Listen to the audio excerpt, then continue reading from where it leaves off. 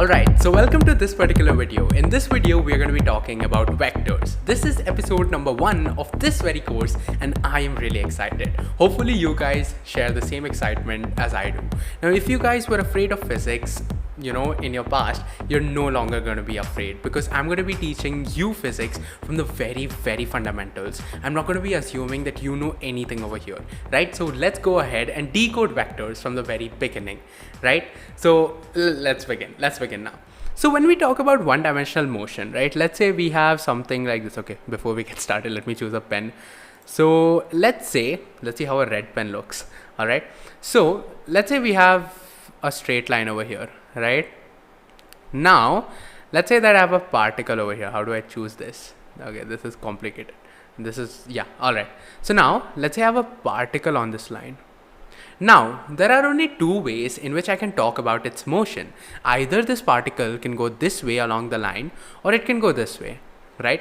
So a simple positive and negative notion would do over here, right? So let's say that this direction, I'm assuming this direction to be positive. So now every single time that the particle moves in this direction, which is towards our right, my right, and of course your right as well. So every single time it moves towards the right, it's going to be positive, right?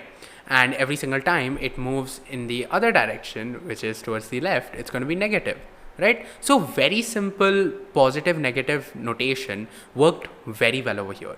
Now let's say that this was a two-dimensional plane, right? So every single time I'm going to talk about a two-dimensional plane, I'm going to draw it like this. All right. And again, if you guys didn't see the previous video, I told over there that my handwriting is probably the most pathetic one that you might have seen so far. So try adjusting. Hopefully it gets better throughout this course. And yeah, so every single time I talk about a plane, I'm going to denote it like this. This is basically your Cartesian plane, right? What you call your graph.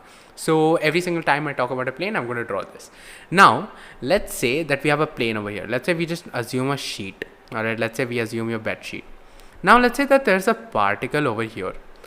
Now can we use a positive negative notation to denote its motion, right? So let's say let's do the same thing over here. Let's assume that this side is positive and this side, which is right opposite to it, is negative, right? Now we know that if the particle moves in this particular direction, right, like this, then it's going to be treated as a positive value, right?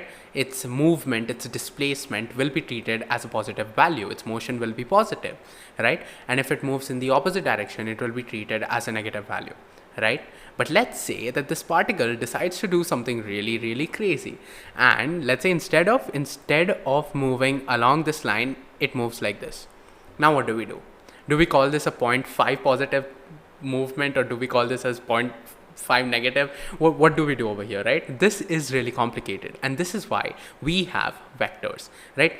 Vectors came and simplified our lives, right? So before we get started with any chapter, I'm going to tell you what was the importance of that chapter. So it really builds on your fundamentals, and so that you can understand it much better, you need to get connected with the topic to actually feel the topic, right? So this is why vectors made our life a lot easier. Right now, what we started doing was we started using vectors in 2 dimensions and 3 dimensions to denote our, different quantities, right? Such as velocity, such as your displacement, right? So now let me just go ahead and move this whiteboard. Okay, okay, I can't move it anymore. I'm still learning whiteboard, so don't judge me over here, right? So now when we talk about physical quantities, right? When we talk about physical quantities, your physical quantities are of 2 types, and I'm pretty sure you guys know of it, right? First, we have our scalar quantities, and secondly, we have our vector quantities, right? This is what we're going to be studying. Scalar quantities are things that you have already focused on, and you might not even have realized, right? Now, scalar quantities are those physical quantities where, direction has no role, right? When I talk about mass, what direction am I going to assign to your mass, right?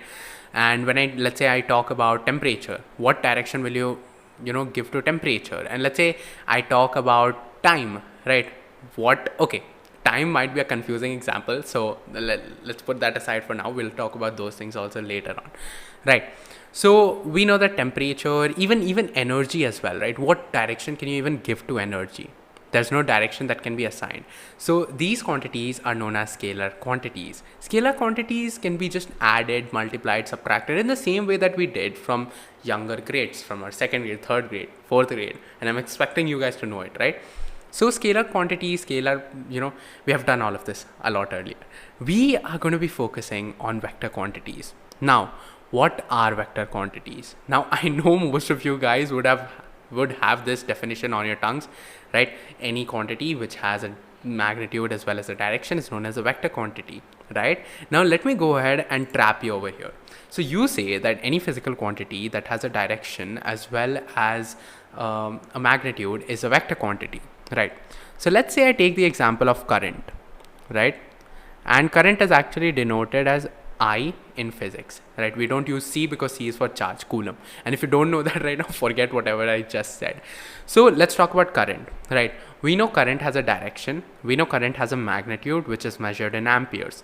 Now, is this a vector quantity, right? Because it has a direction. It is in the direction of movement of the positive charges, right?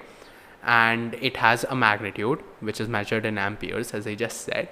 So is it a vector quantity? Go ahead and think about it for 2 to 3 minutes. And I'm going to give you the answer to this question. Actually, I'm not going to give you the answer. You guys will figure it out yourselves by the end of this video, right? So let's move on to our next topic, right? And of course, I have everything planned out over here in a notebook, because taking long sessions, you need every single thing planned out so that you don't miss any topic and you don't just start going randomly. All right. So yeah. So the next topic is some important terms that you need to know when it comes to vectors. And how do I choose a pen? Okay, just let me know what colors are you comfortable with, because I think blue is pretty good. Blue looks pretty good. Right. So now let's go ahead and talk about a few terms, right? Let's talk about a few terms. First, we have something called as a parallel vector, right? Then we have something called as anti-parallel vector, right?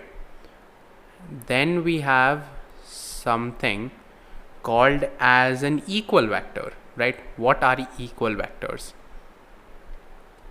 Now,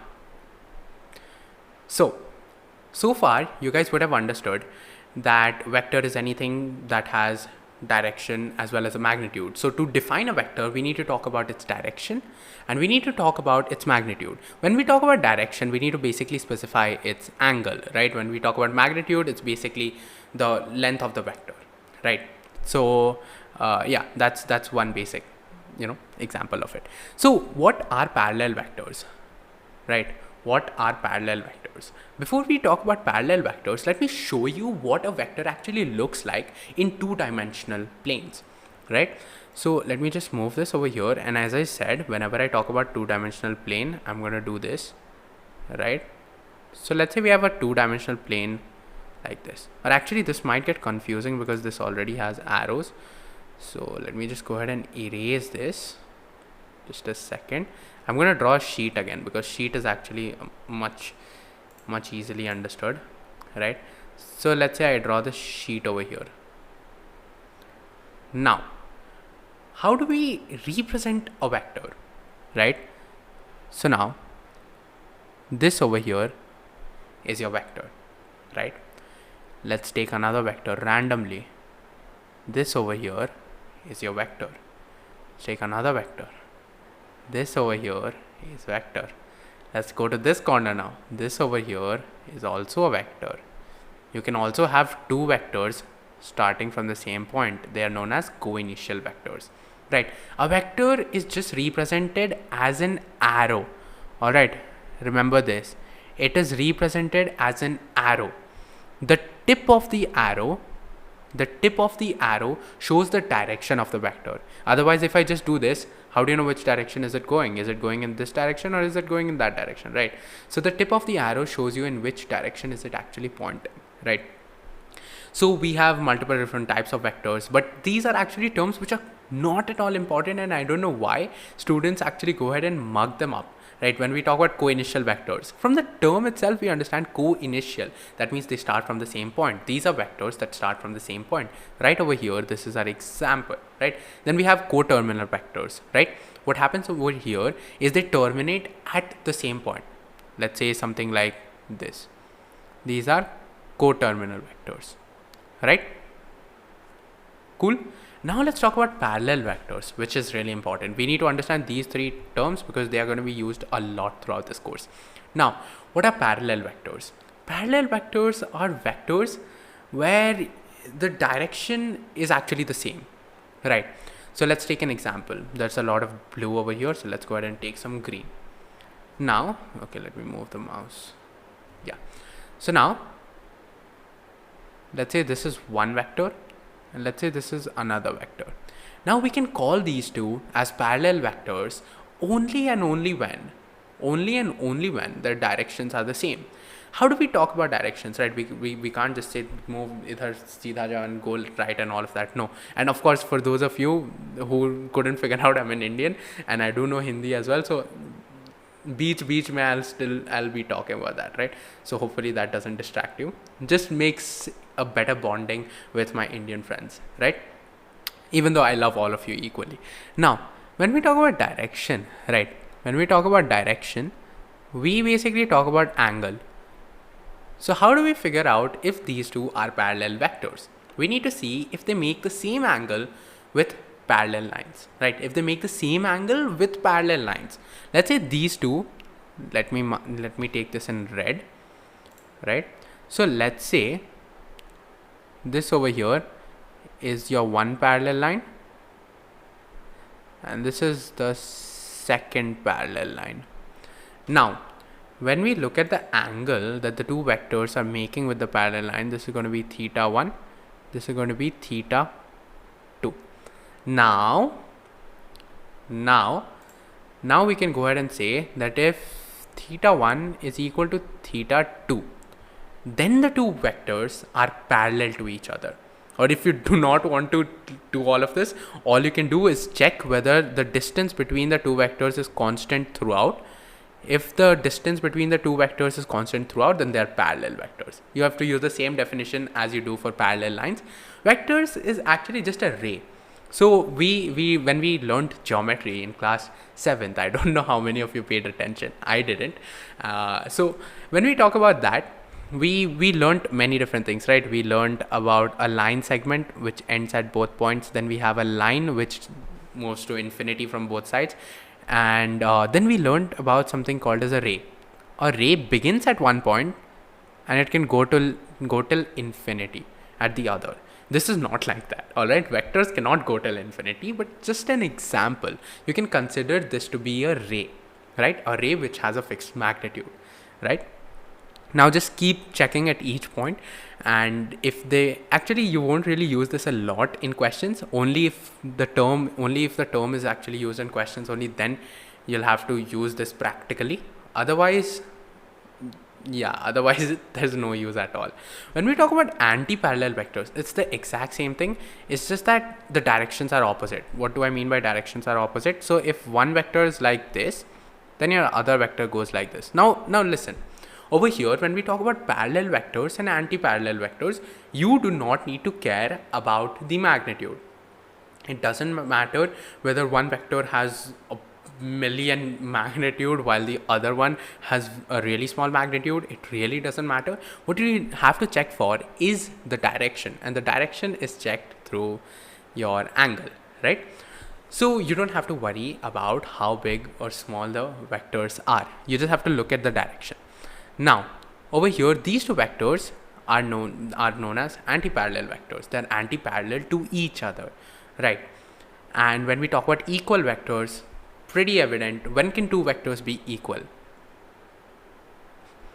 Did you answer it? So see, vectors are, let me see if my OBS is recording this, otherwise this would be bad. Yeah, it's recording. Yeah. So when we talk about vectors, it is given with both direction as well as a magnitude, right? So for two vectors to be equal, the directions have to be equal, and the magnitude also has to be equal. When can direction be equal? When they're parallel to each other. right? Or even if they're coinciding, right? So equal vectors are two vectors which have the same direction as well as the same magnitude. So we understood this, right? Now we can use these in questions and go ahead and solve them. So far vectors is pretty easy. Now we're going to understand how do we even represent vectors in, let's say, numeric terms. What we do is, let's say we have this over here. Let's say we have this vector over here. What do we call it? What do we call it? Do we call it Bob? Do we call it Aditya? What do we call it? Right? And Aditya is my name. I didn't just think of it randomly. So what do we call it? Right? What we do over here is we use a capital letter and then we put an arrow on top of it. You see how creative these people actually were in naming? This is how creative they were. Just putting the sign of a vector over a letter. So it's that easy. So let's say we have another vector. What do you want to name this? Oh, you can't talk to me. So this is going to be P vector. Let's say we have another vector, something like this. This is going to be your Q vector, right? So this is how you represent it. Of course, some books also represent it just as a dash over the letter. Do it however you want. You just need to understand it, right? So now we are going to go ahead and move on. Let's see what's the next subtopic. Okay. So now we're going to go ahead and understand what is the angle between any two vectors. How do we go ahead and find the angle between any two vectors? This is extremely important because the same thing, not the same thing, almost the exact same thing will be repeated in the next subtopic, right? The next subtopic. And of course, if you guys want to see this video really quick, make sure you guys check the description where all the timestamp has been given, right? So that saves a lot of your time. I really don't care. I don't want watch time. Just make sure you use this as efficiently as you can. So moving on, when we talk about angles between any two vectors, what do we do over here? Let's say we have a vector over here. I sit really nice, right? It's a good posture. All right. So let's say this over here is our A vector. Let's say somewhere out in this world, there's another B vector. Now, how do we find the angle between these two vectors? See, first, before that, we need to understand one thing, that we can actually go ahead and shift vectors, right? I know this sounds complicated because over here it shows that it is pointing like this. But if I go ahead and shift this vector, let's say I shift it just horizontally, let's say I bring it over here, and actually I don't mean horizontally, I shift it diagonally, and let's say now it's here. So now it's pointing in a completely new direction, right? So is this allowed? Now, by direction, I very clearly stated that we need to talk about the angle, not where it is pointing to, right? You need to check the angle. As long as you don't change the magnitude of the vector or the direction. By direction, I mean the angle with respect to any line, all right? With respect to any line. Let's say we are taking this line, all right? Oh my God. Let's say I go ahead and choose this as the line, right? Let's say this is angle theta. Now, if I draw a line parallel to this line, if this angle is theta and the magnitude of this vector hasn't been changed, then this vector is equal. Then these two vectors are equal, because again I'm going to repeat this for the last time. I know it's annoying, but direction of the vector is only its angle. It doesn't matter wherever the hell the vector is pointing at, right? It really doesn't matter. What matters is the angle, right? So okay, we understood this. Now we understood that if we have any vector, right? Let me just go ahead and draw this vector. If we have any vector, let's say this is A vector, I can go ahead and shift this vector from here to here. As long as the magnitude and the direction hasn't been changed, this is allowed. Now tell me, is this allowed? If I go ahead and do this, and if I come here and if I do this, is this allowed? It is, right? Of course, over here you need to look at the length of the arrow to talk about it, its magnitude, right? When we talk about, of course, this won't be to scale, but whenever we talk about magnitude of a vector in terms of its arrow form, So over there, we look at the length of the arrow. The length of the arrow actually talks about its magnitude. So if we have a vector like this, and if we have another vector like this vector over here will have a greater magnitude. All right, this will have a greater magnitude. So we understood this also, right? So now we know that shifting of vectors is allowed. Just give me one more answer, right? Let's say I have this vector. Let's say I go ahead and shift this. Now let's say I do something like this. Is this allowed? The answer is no, it's not. Because even though the magnitude over here remains the same, but the direction changes, right? The direction changes, or the angle that it makes with respect to any line in this world changes, right? So as long as that happens, this is not allowed, right? This is not allowed. These two are not equal vectors. We're going to shift, we're going to move. All right, this is one good thing about Microsoft Whiteboard, and I know this sounds like sponsorship, but look at the number of subscribers that I have. There's no sponsorship at all, right? So now we are going to be talking about addition of vectors. How do we add any two vectors? We can add two vectors in two different ways. Right now we're going to talk about the geometrical way, right? So we're going to talk about the geometrical way of vector addition.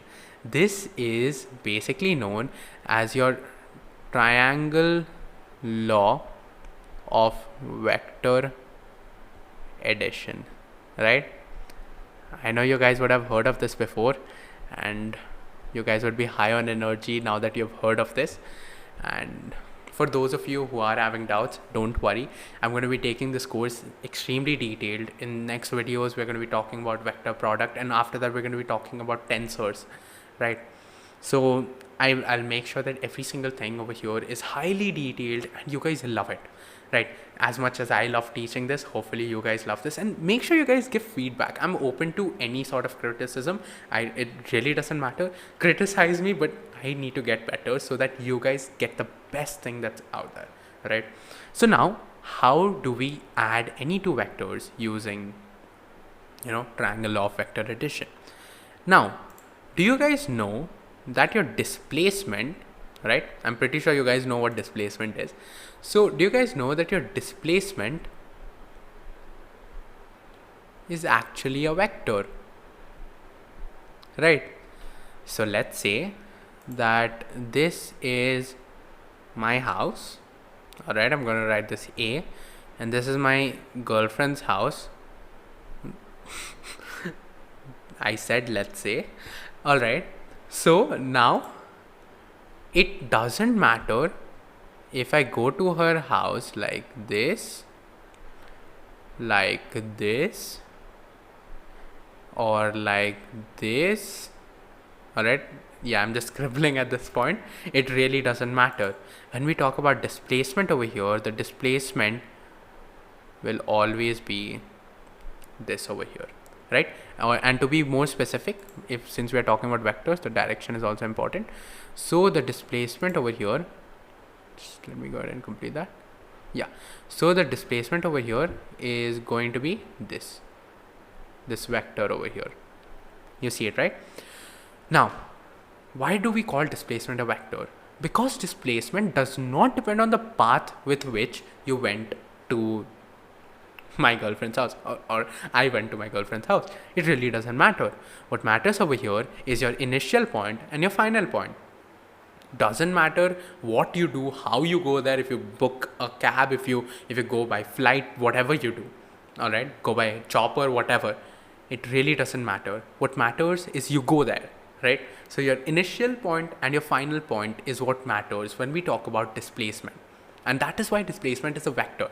But if I talk about distance, right, we can clearly see that this over here, okay, let me just go ahead and change this. Let's say I go like this, right? Let's say I can you see this? Let me see this on OBS. Keep checking. Yeah, you can see it. So let's say I go like this, right? Or let's say I go through this path. All right, let's say I go through this path, whatever. We can clearly see that the distance, okay, you can't clearly see, but let's assume that the distance of this is greater, right? The distance traveled over here is greater because you're taking a whole different path, right? Remember this. no two paths in this entire world from one point to another point. Okay, let me reframe that. What I really meant to say was no two path would be the same. They can have the same length. All right, they can have the same length. Now, how is that possible? For those of you who are confused, let's say that again, this is my house. This is my girlfriend's house. Now, let's say we go like this, and let's say we go like this. So more or less the path length of these two is actually the same. What I meant to say that there cannot be two similar paths, right? If there's this path, then there is only this path. There's no other similar path to this. By similar, I mean like this. This is not the same as that path, right? That's what I meant by similar. All right, and hopefully I didn't confuse anyone. Now, displacement is not a vector because over here we talk about the total paths that is covered, right? Total path length covered like this will be different. Total path length covered by this will be different. By this will be different. By this it will be different. So we get it, right? So displacement over here is a vector quantity while your distance is not a vector quantity. Now, how do we use this analogy to go ahead and understand? So let's say that I'm over here. All right, this is a very boring day, right? So let's say it's summer vacations and I don't have anything planned out, and I'm assuming that I have friends. That's so sad, but okay. So yeah, so let's say it's summer vacations. A over here, this is me, right? This B over here, this is my friend, and okay, I need to learn how to spell friend, and this C over here is my girlfriend, right? Now this is a very boring day. I didn't know what to do. So what I decided was, how about I go visit my friend, right? So I went to visit him, just like this. Now I sat over there for 1 hour, or let's say 2 hours, right? Or let's say 5 hours, depending on how boring it was. Now after that, I got bored of him, right? And I had to go somewhere else. So I decided, why not, let's go to my girlfriend's house. And then from my friend's house, I go to my girlfriend's house, right? And I stay there for 1 hour, 2 hours, however long, right? And now what we're going to see is we're going to see the resultant displacement. So our initial point over here is this one, while our final point is this, because we started off here and we ended our scenario over here, right? Now scenario could have gone another way. Let's say my girlfriend was super boring, and okay, your girlfriend cannot suddenly be super boring. Let's say she wasn't at home, so I go from her home back to my home. So now this is where my scenario ended, right? So your displacement, the initial and final position, actually depends on where your scenario started and where your scenario finished. If my scenario started when I was at my friend's house, then that would have become my initial position, while my final position would have become this one over here, right? Hopefully you are understanding that. I didn't mean to confuse any one of you, right? And where did I keep my bottle? Oh my god, is it here? Yes, it is here. My pink bottle. I mean, it's purple, right? Okay, so now we're going to continue, and yeah, so this over here becomes our fine. Okay, this is a different scenario. Our scenario ended when we were at my girlfriend's house. So this over here is my initial point, while this over here becomes my final point, right? Now if we talk about distance in this case, distance, there are infinite ways, right, to go from my house to my girlfriend's house, right? Because that's the final position. So distance could have been this, I come over here, then boom, boom, boom, boom, boom, and come over here. Or it could have been this, I come here, then I come over here. Or it could have been just this. Okay, I shouldn't do that, that's scribbling. Or it could have just been this. And from here, I come to my girlfriend's house, right? So there are infinite ways in which I can go from my house to my friend's house, and from my friend's house to my girlfriend's house, right? Now in each of these cases, my length that is covered will be different, so my distance will actually be different.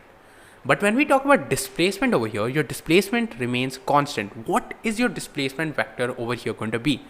If your answer is, which color do I even use now? I've used every single thing. Galaxy pen. Let's try this. If your answer is that this is your displacement vector, then your answer is absolutely right. Give yourself a pat on the back, right? So that becomes, this over here becomes your displacement vector.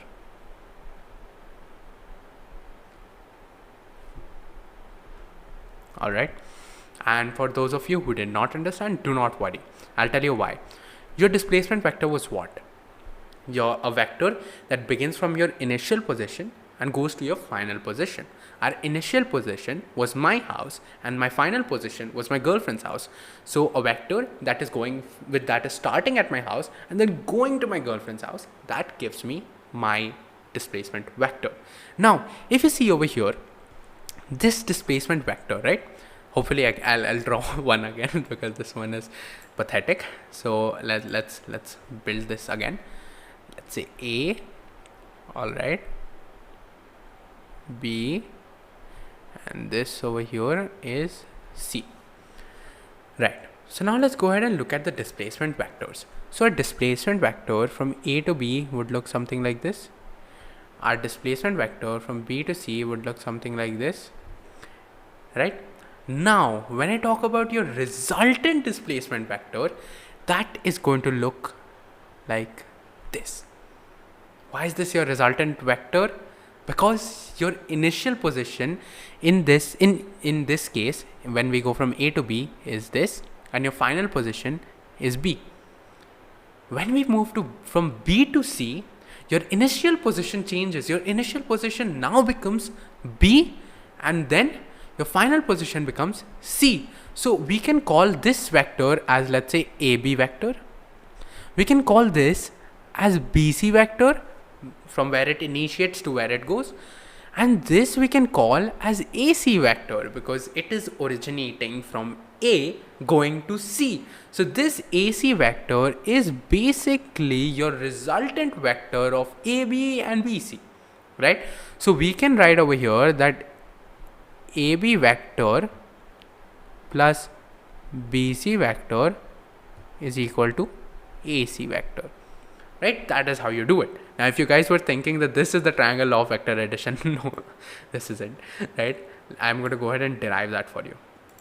Now, triangle law of vector addition allows us to add any two vectors in this world. Any two vectors in this world, right? And I don't know why this slide begins fluctuating in the middle, but right, okay?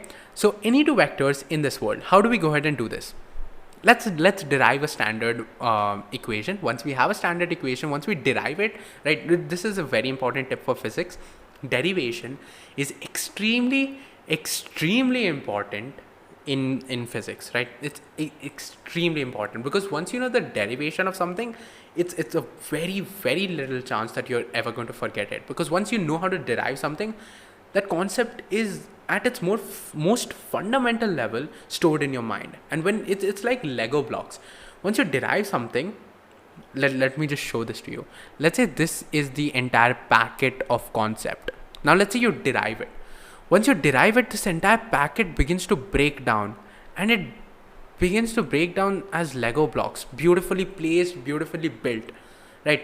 This is because of derivation. You put one block, you put another, then you put another, then you put another, then you put another, then you put another, then you put another, and that's how you build a concept in physics, right?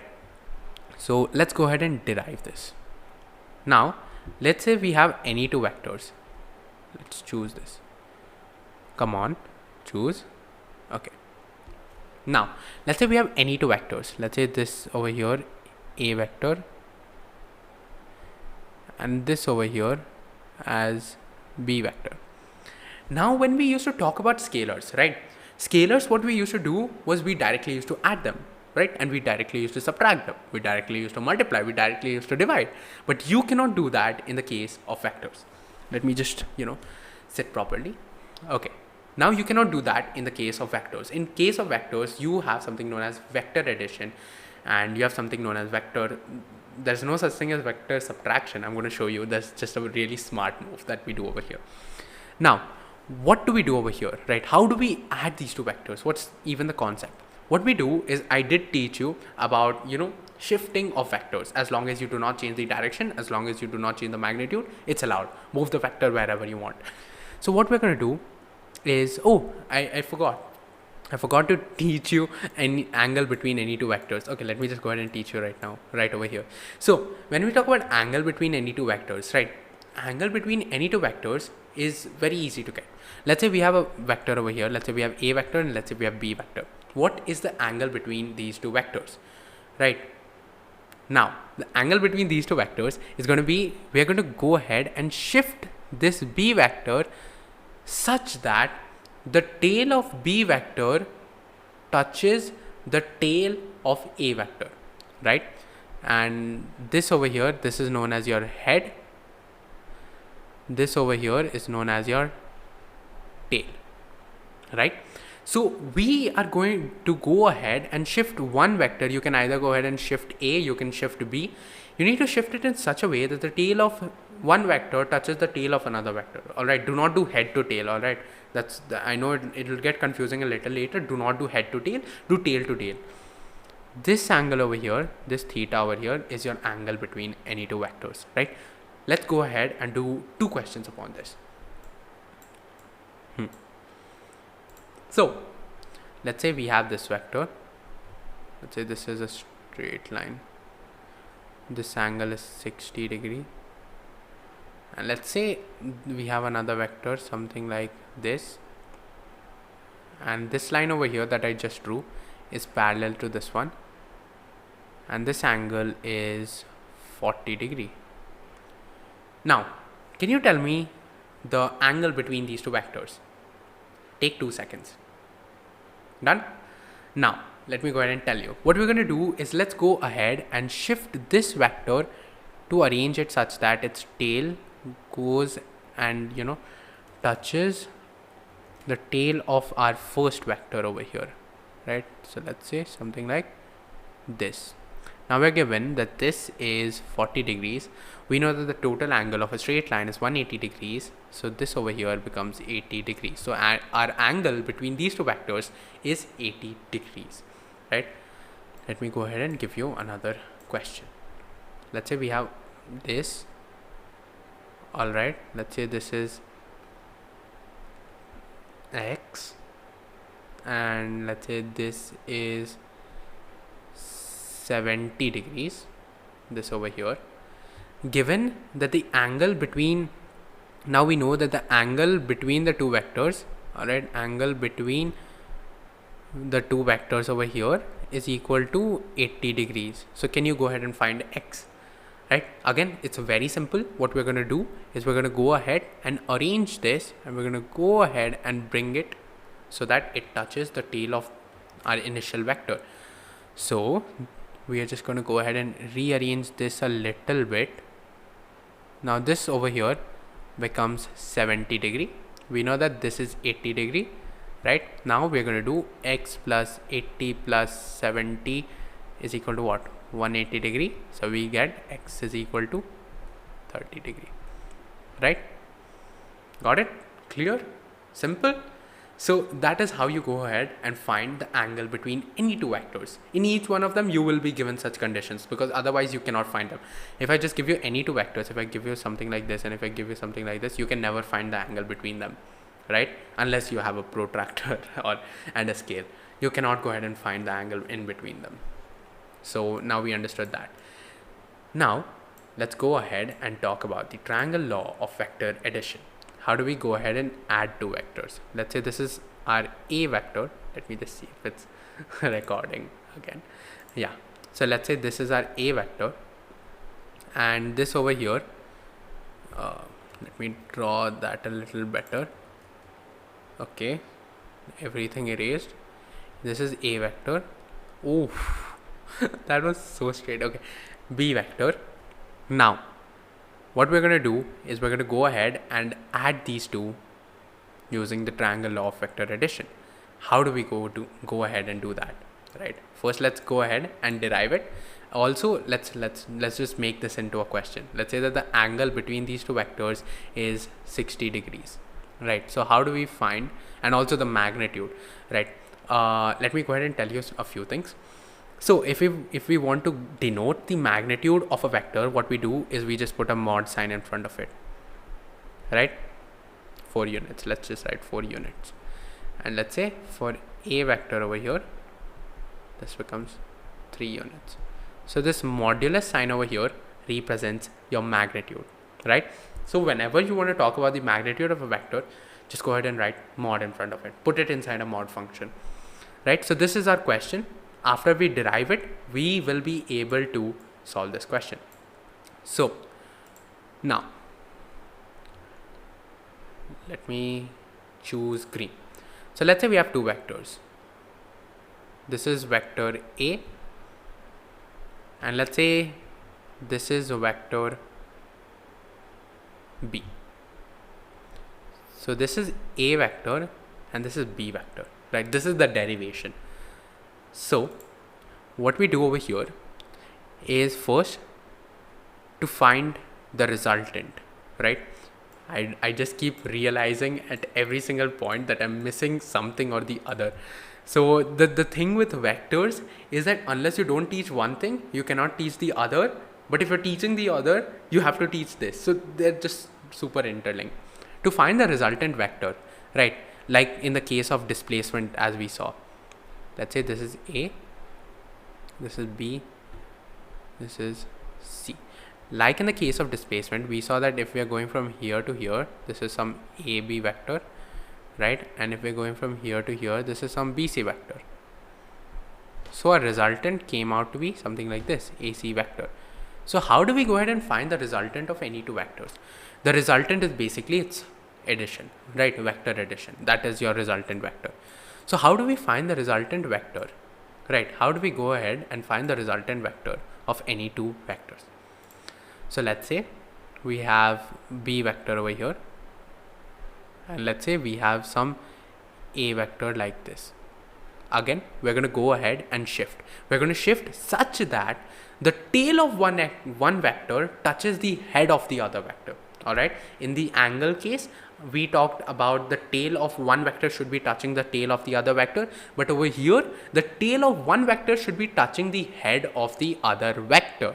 Right. As I said, it will get confusing, but just keep this in mind. When we have to find the angle between two vectors, we're going to do tail to tail. When we have to find the resultant, we're going to do head to tail, right? This is known as the triangle law of vector addition, right? So what happens over here is we're going to go ahead and shift this A vector such that its head touches the tail of the B vector. So let's go ahead and shift it. So now we have shifted this, right? Now the resultant vector over here, this becomes our A vector. Now, the resultant vector over here will be the vector that begins from the tail of A vector and touches the head of B vector. Did you get it? Let me go ahead and show you another example. Let's say we have one vector like this, another vector like this. What we're going to do is go ahead and shift this. We're going to move this over here. Now, to find the resultant, what we're going to do is we're going to begin with the tail of this vector, and we're going to go ahead and join it to the head of this vector. Let's go ahead and take another example. Examples are extremely important in physics. Let's say we have this vector. Let's say we have this vector. Now we're going to go ahead and shift this vector so that it touches this. This is way too close. Let me just go ahead and erase it. So let's say we have this vector. Now we're going to go ahead and bring it. Magnitude shouldn't change. So I'm going to try drawing it in the same magnitude. Now the resultant over here, you guys tell me. Tail of this vector to the head of this vector, right? So now I'm pretty sure you guys understood by these three examples what exactly is resultant and how do you go ahead and find it. Now let's go ahead and continue our derivation, right? So over here in the case of these two, what will be the resultant vector? So if this is your answer, then it's wrong, right? Because look at this. Over here, they are joined tail to tail, not head to tail, right? So what do we have to do? We need to go ahead and shift them in such a way that the magnitude of B does not change, but the tail of A touches the head of B vector. So now your resultant comes out to be what? Your resultant comes out to be this over here, right? But now what I'm going to do is I'm going to make this a lot more simpler. I'm going to make the derivation super simple for you guys so that you guys don't get confused. What we're going to do is we're just going to change the direction so we get the resultant directly. All right, so a resultant vector would look something like this. All right, and we're going to denote that as R vector. Remember that resultant of any two vectors is basically its vector sum. The vector sum of the two vectors is the resultant vector, right? Let me drink some water.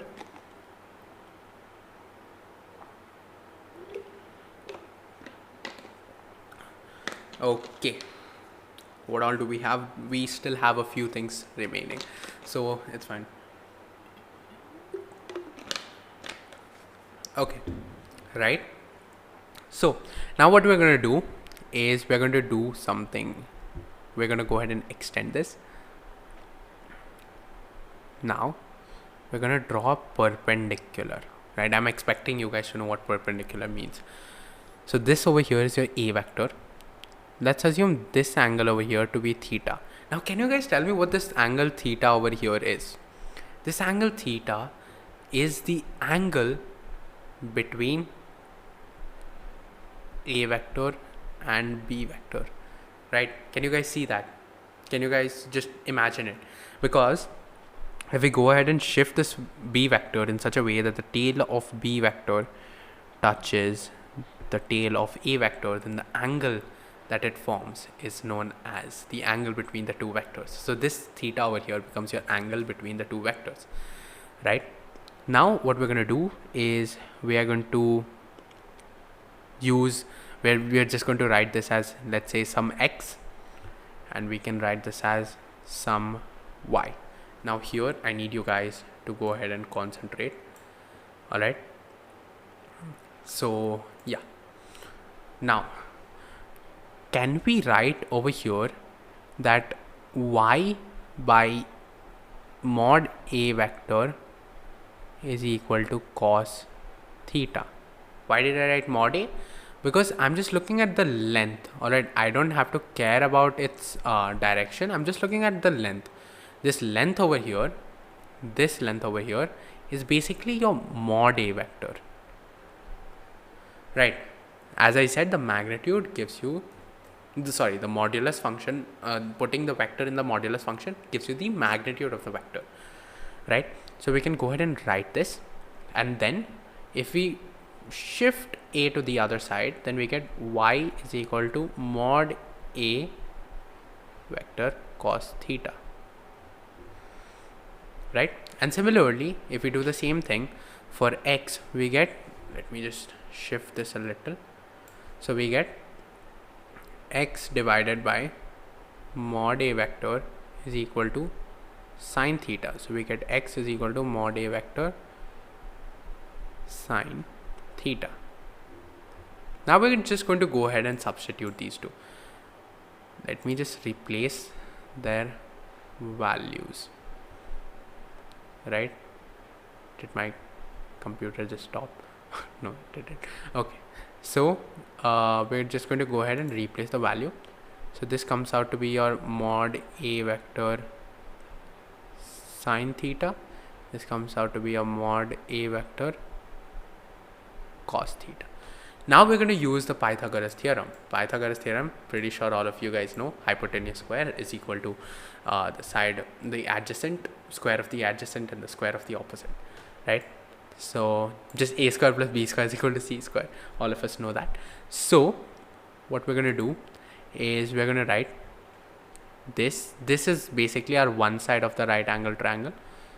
don't know if you guys can see it clearly. So this is one side of our right angle triangle, right? It is this side of our right angle triangle.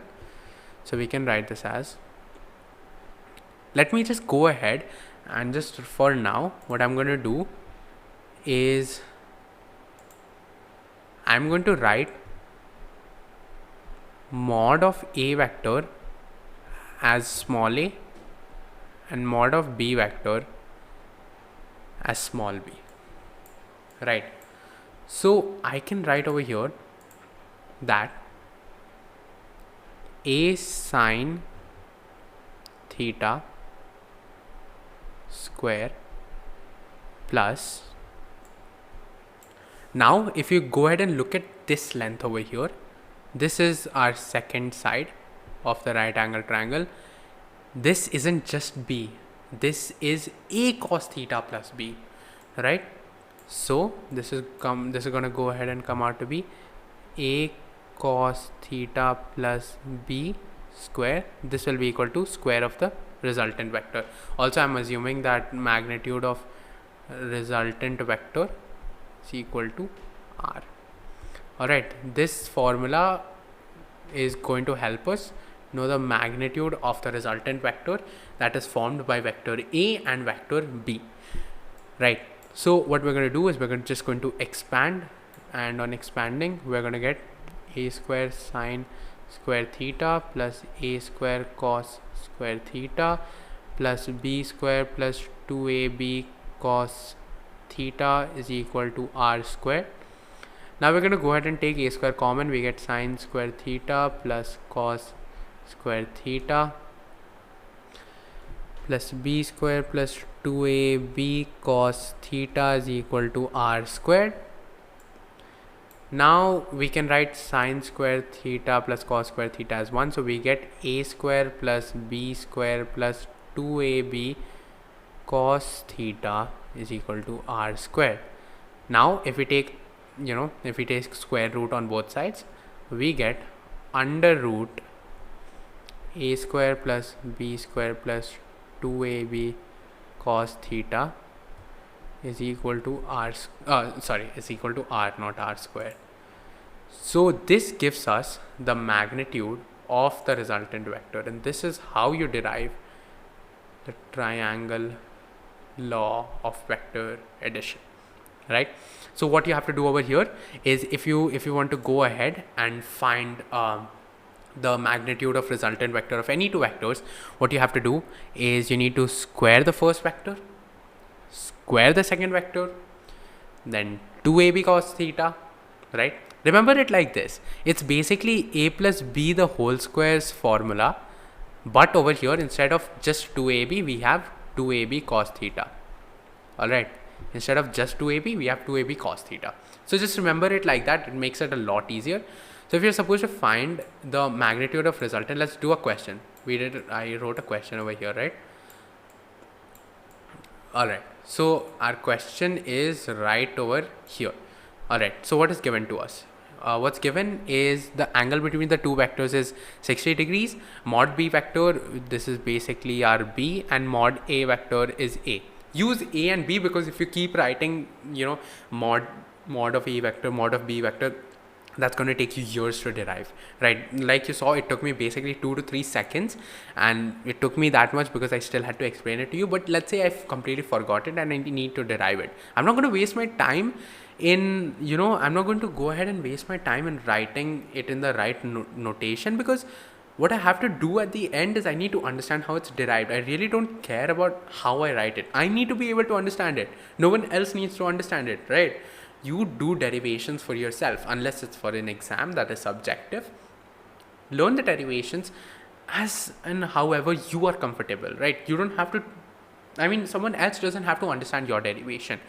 Derivation remains the same. Your notation can differ, like what I did. I just substituted it as A, substituted it as B, so that it saves my time. At the end, what matters is you should remember, right? And understand. So what we're going to do over here is we're just going to go ahead and use the formula directly. What was the formula? The formula was R is equal to under root A square plus B square plus 2AB cos theta. What was theta over here? This theta is angle between the two vectors. Alright, this is the angle between the two vectors. So we are given that A is equal to 3, B is equal to 4, and what else? Theta is equal to 60 degrees, right? We have theta is equal to 60 degrees. Let's just go ahead and put it in the formula.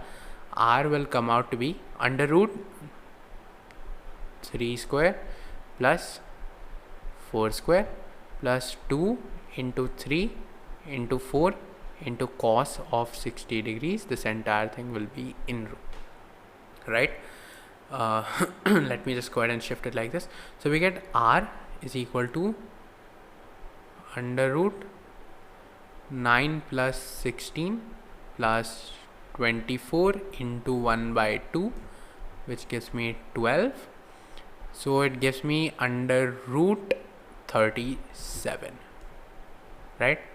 R over here gives me under root 37. How did I get 37? Okay, let me just make sure I didn't do anything wrong. So 3 square, that's 9, 16, 24, 1 by 2, 28, 37, right? Just simple addition. So that's how you go ahead and use the triangle law of vector addition or the formula to find the magnitude of the resultant vector that is made by any two vectors, which is just the vector sum of any two vectors, right? Any two vectors. You need to know the angle between the two vectors. Now we're going to do good questions as well, but that will be done in the practice sessions, not in this particular session. We're just going to see examples of questions that can come, and we're not going to do quantity, we are going to do quality wise questions, right? And when we talk about quality wise questions, there aren't many quality wise questions that you're going to see from these topics of vectors. When we talk about dot product and cross product of vectors, that is where you're going to go ahead and see quality questions actually beginning to come, right? These are actually the best part of vectors, and you're just going to enjoy it, right? Let me just drink and you guys take a break for 2 seconds, right? And light began fluctuating again. Okay.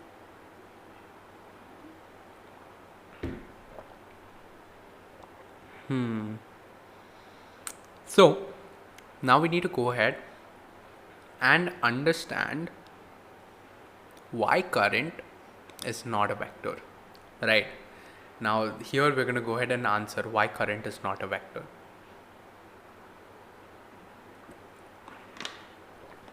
Okay, so now go ahead and tell me your guesses, right? Why do you think current is not a vector? So far we understood that vector is anything in this world, right? Anything in this world that has direction and magnitude. But what your teachers didn't tell you so far was that it should follow the laws of vector addition.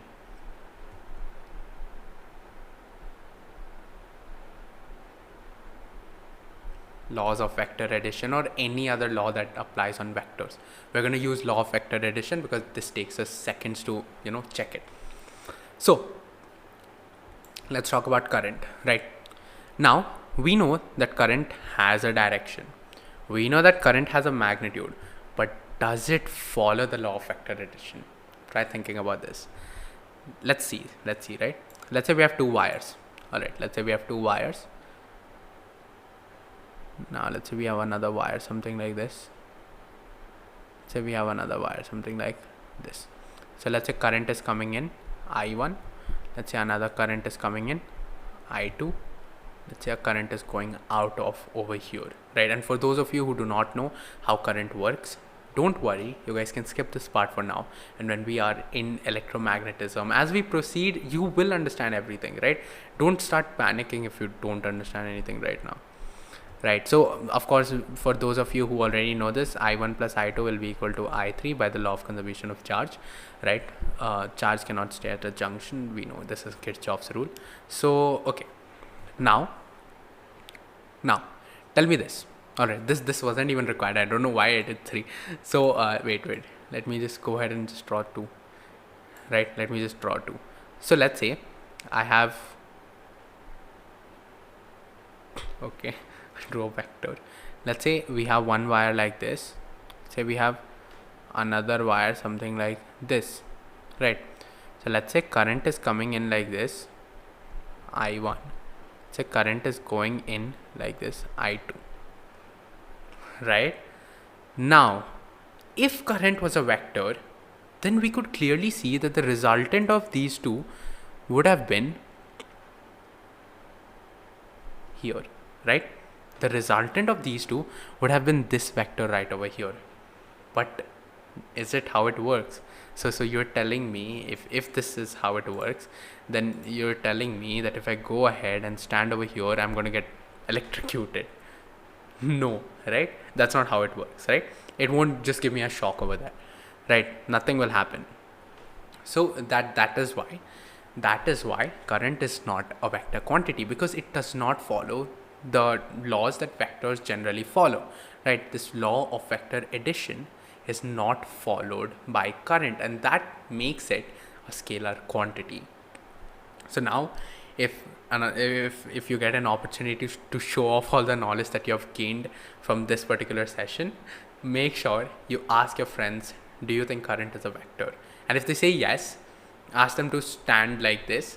Believe me, nothing will happen, hopefully, and they'll realize for themselves that the triangle law of vector addition isn't working, so it's not a vector, right? Now we're going to go ahead and talk about subtraction of two vectors, and this is the last topic of today's session. Today's session was very, very basic, alright? Extremely basic. I assumed you guys not knowing anything, and I explained it every single thing from the base to the top, right? As we move on forward, the pace of this course is going to increase by a lot, alright? And you guys can't even imagine. So of course, I know how you guys are going to evolve, because I evolved in the same way. So I'm going to take it slow, and then we're going to begin running. Right, we're going to run through chapters, we're going to finish all of them, we're going to finish this entire course of physics in just around, hopefully, 8 to 9 to 10 months, right? Don't get scared, it's not that much time. So now we're going to do the last topic. This topic is going to take around 5 seconds. So see, so far we talked about A vector plus B vector. Right, let's say this over here is our A vector, this over here is our B vector, right? So over here, this is our A vector, this is our B vector. When we talk about A vector plus B vector, that is basically the resultant. So to find the resultant, what do you have to do? Head, tail, head, tail, head, tail. Remember that? Angle, tail, tail, tail, tail, tail, tail. Repeat that 3 times, you're going to remember this. So what you're going to do is head, tail, and now from the tail of this vector to the head, this becomes your resultant vector.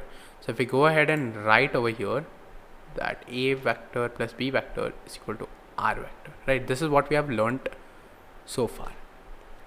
Now of course you can see another thing, that it doesn't matter, it really doesn't matter that if you do A vector plus B vector, or if you do B vector plus A vector, right?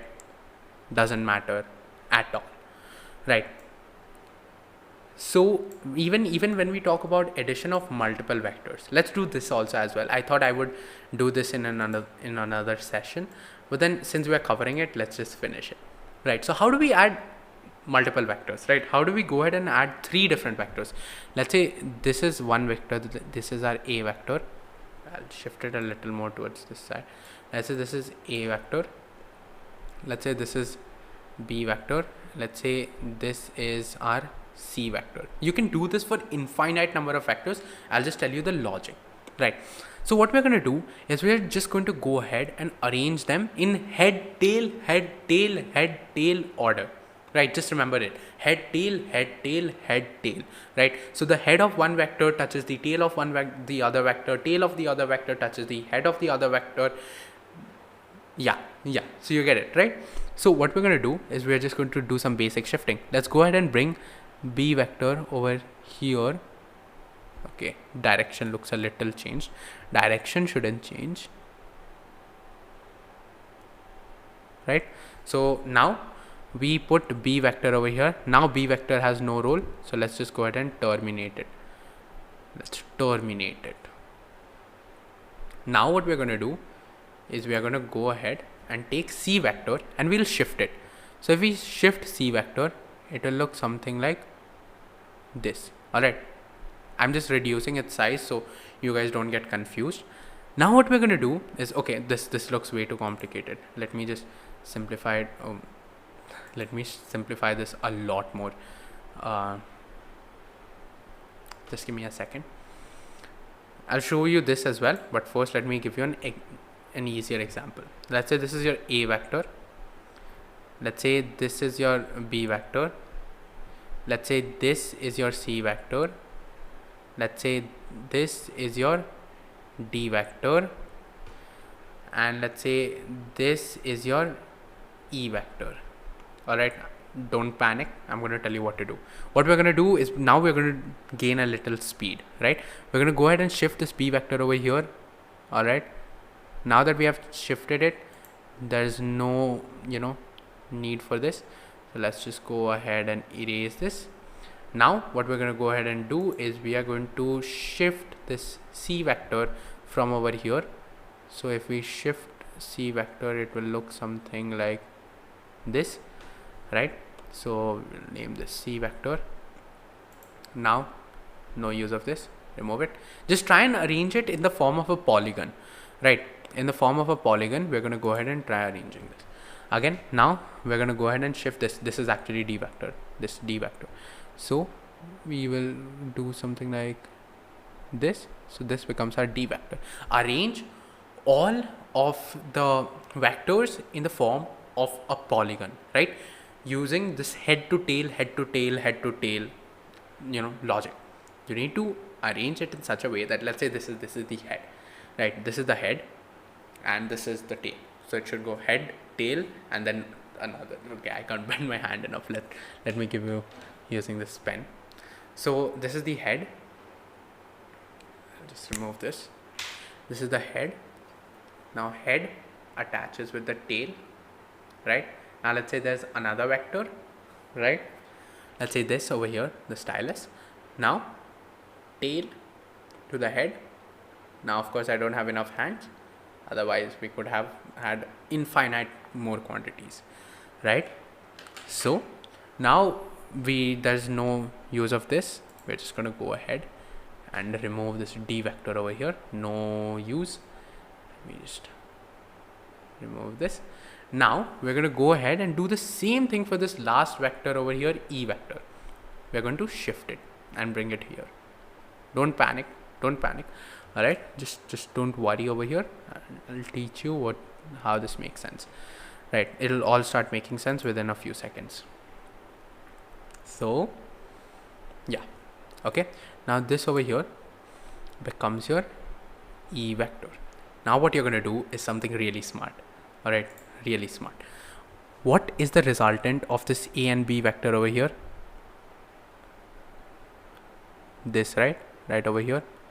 Now that you have found the resultant, you don't need these A and B vector. Do you see where I'm going with this? Because now that you already have the resultant, you do not need these A and B vectors anymore.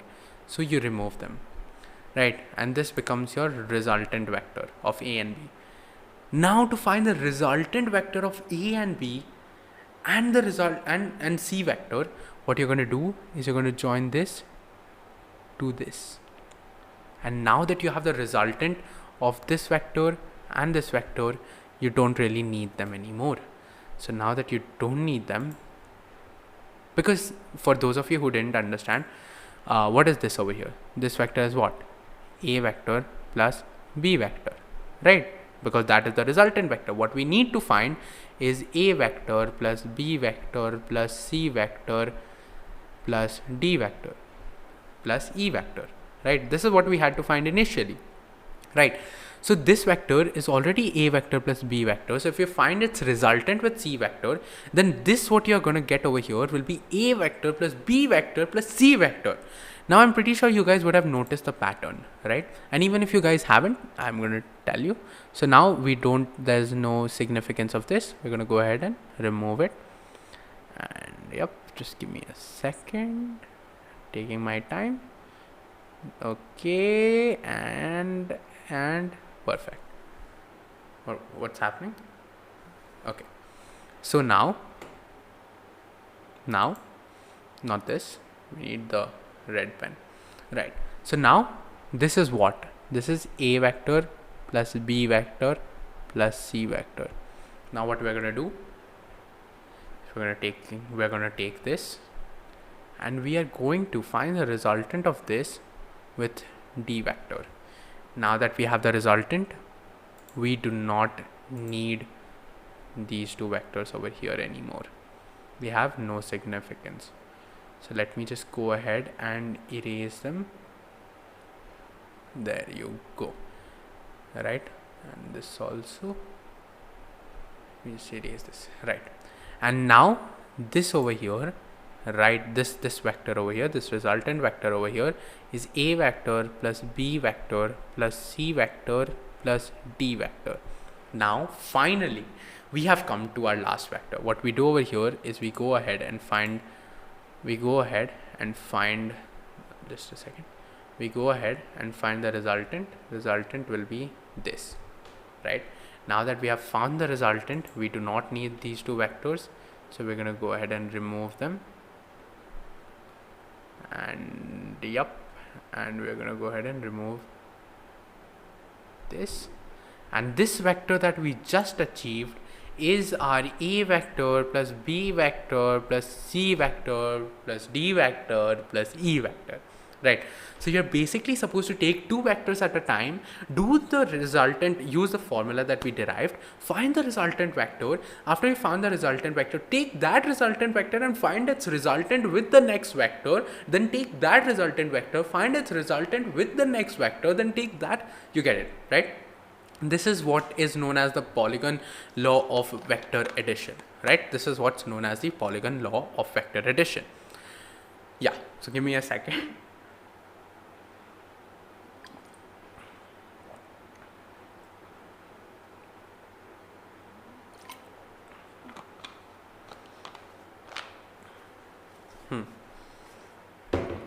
So now this is what your Polygon law of vector addition is. So next time someone shows off by saying, hey dude, you're supposed to use Polygon law of vector addition here. So you're not going to remain clueless anymore. You will be able to apply it, right? Also, there's one more thing. This has zero importance.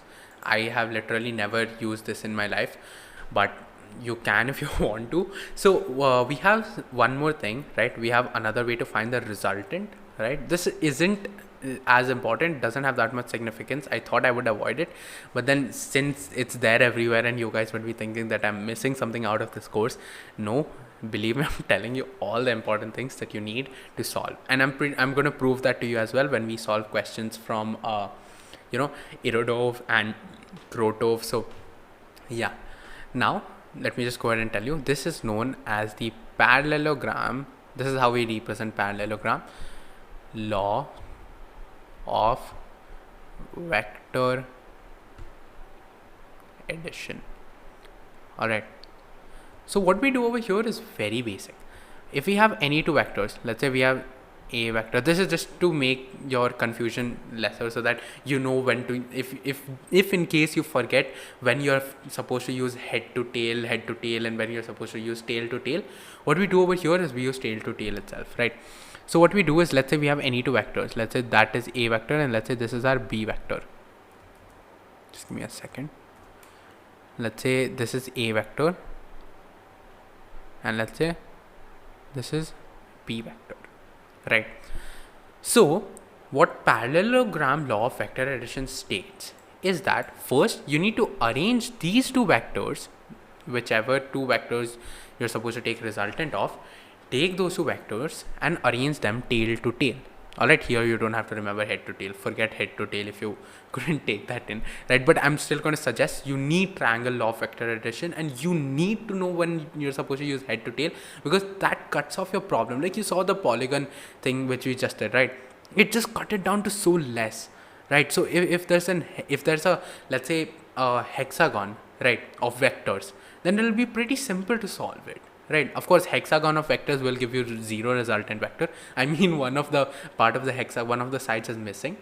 Then it is going to be really simple to solve it, right? Like what I'm trying to say is, let's say if you knew it, right? Now that you know Polygon law of vector addition, so if I make a hexagon something like this, and yeah, so now let's say I'm asking you to find the resultant vector. What will be the magnitude of resultant vector if the magnitude of each one of them is a, right?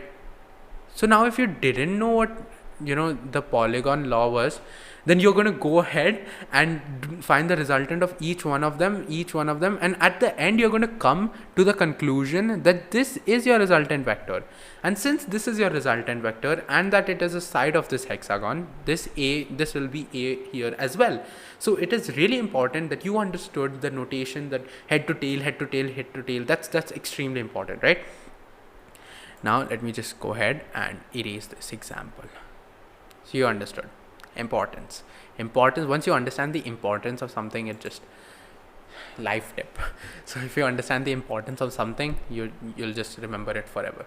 So let me just scroll back up. So when we talk about parallelogram law of vector addition, first you need to connect them tail to tail.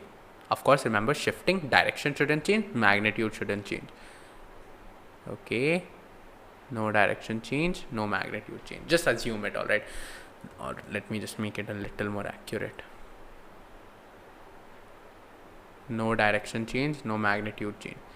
Now what the parallelogram of vector addition states is that it states that to find the resultant vector, the direction of resultant vector over here, we go ahead and complete a parallelogram. Alright, so parallelogram would be completed like this. And now what we do is, this diagonal over here is your resultant. That's all.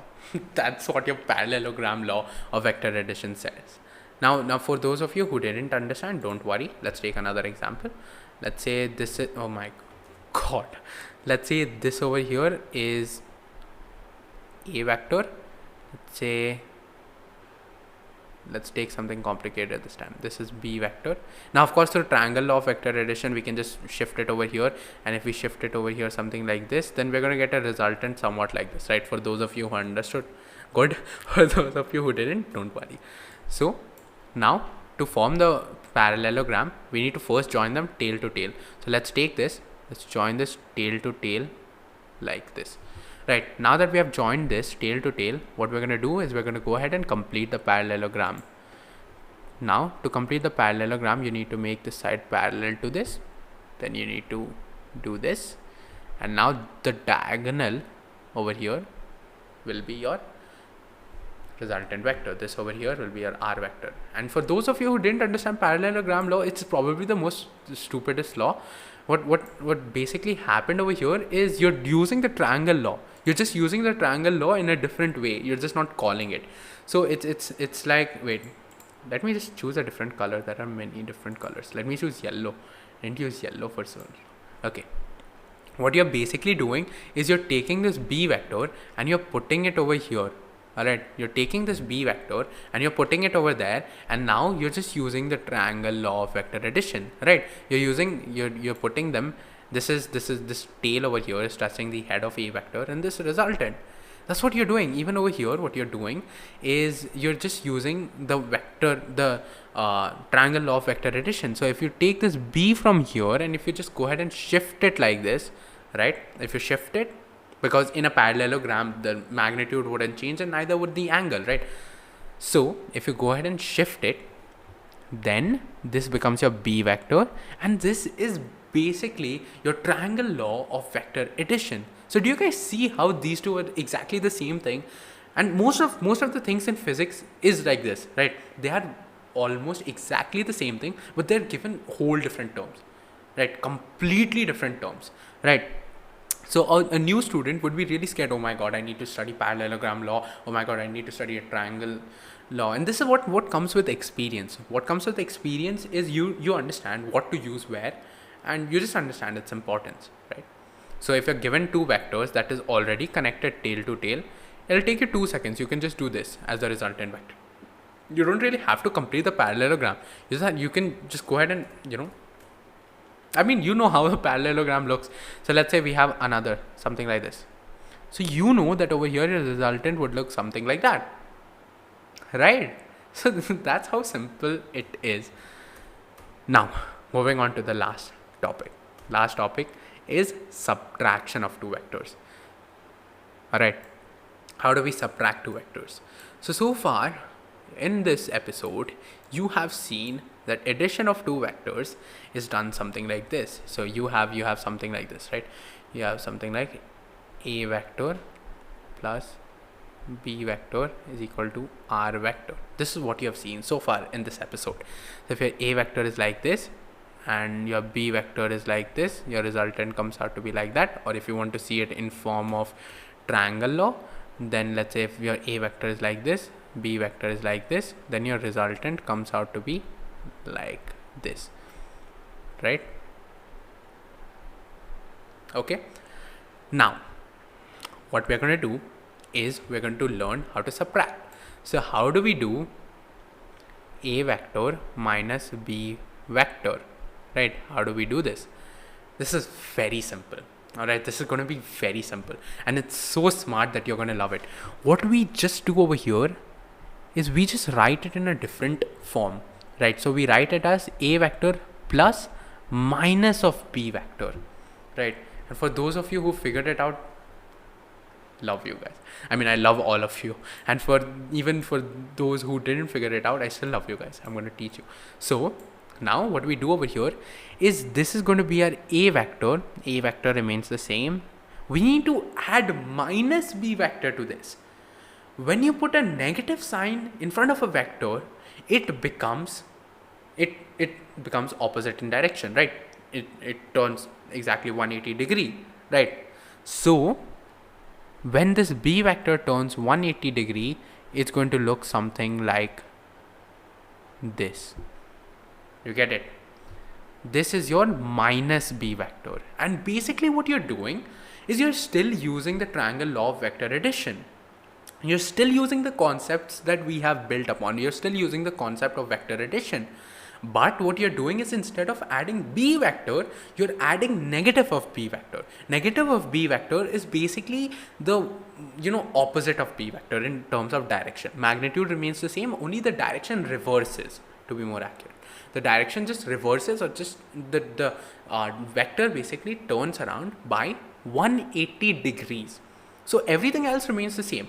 Even if we have to find the resultant over here, what we do is the angle over here, right? The angle, actually, it's pretty easy to figure it out. Let's say you come over here and let's say this angle to you is already given because you need the angle between the two vectors, right? Let's say this angle is your angle between the two vectors. So this is theta, right? So this angle over here will now become how much? 180 minus theta, right? This angle over here becomes 180 minus theta. So if you go ahead and stretch this becomes 180 minus theta. So basically now your angle between the two vectors is 180 minus theta. Understood? Right? It's that simple. And now you just have to go ahead and put in the formula, right? If you have to do r is equal to under root, it's the exact same thing, just your angle changes, right? Over here the magnitude doesn't change, it just reverses like this. So if your vector is like this, it reverses 180 degree and then it becomes like this, right? So nothing will happen to your magnitude, so you can just go ahead and write that as a square plus b square plus 2ab cos theta, cos of 180 minus theta, right? Cos of 180 minus theta is now what the angle becomes. This theta over here is your angle between the two vectors.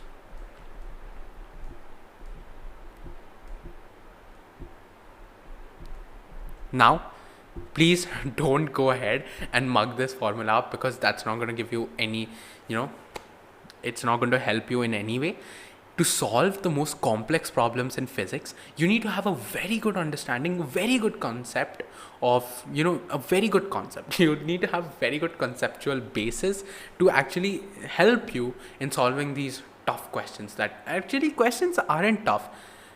All questions in this world are basically like puzzles which have to be arranged in right order, right? So you need to know what you have to do after this step, after this step, after this step, and that you get by understanding the concept. Because if you go ahead and mug up this formula, let's say instead of theta over here, let's say you forget what's theta in the exam or in the test or whenever you're just solving physics for fun.